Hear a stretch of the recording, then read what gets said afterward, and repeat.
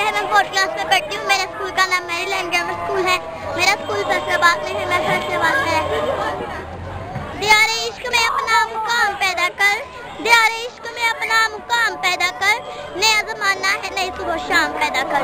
जनाब सदर, यही वो जज्बात है कि बड़े सगीर के मुसलमान नया ज़माना और नई सुबह शाम पैदा करने के लिए 23 मार्च 1940 को लाहौर मिंटू पार्क में इकट्ठे हुए।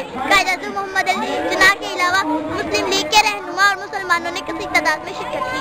जनाब सदर, कायद-ए-आज़म मोहम्मद अली जिन्ना साहब ने हुकूमत बरतानिया को पुरज़ोर अल्फाज में बता दिया कि बड़े सगीर अमन कायम नहीं हो सकता जब तक हिंदुस्तान को 2 कम्युनिस्ट जिया में तकसीम ही किया जाता।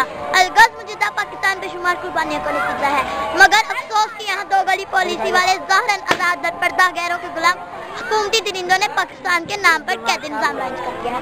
जनाब सदर, बात सिर्फ यहीं तक महदूद नहीं, तलीमी मैदान में भी हम आज़ाद नहीं हैं। आप बताएं कौन सा ऐसा लीडर या सियासतदान ऐसा है जिसके अपने बच्चे पाकिस्तान में पढ़ते हों। हमें कहा जाता है तालीम हासिल करो, क्या करें हम तालीम हासिल करके? तालीम हासिल करने वालों का हशर डॉक्टर अब्दुल कादिर जैसा होता है। अमेरिका की खुशनौदी हासिल करने के लिए डॉक्टर आफिया को तश्त में रखकर पेश कर दिया जाता है। अरे हमारी हुकूमत तो लोगों पर मोहरे लगाए बैठी है। क्या ये है हमारी आज़ादी जिसकी आप बात करते हैं? तो मैं इनकार करती हूँ ऐसी आज़ादी से। ये आज़ादी थी जिसका 70 साल पहले ख्वाब देखा गया था।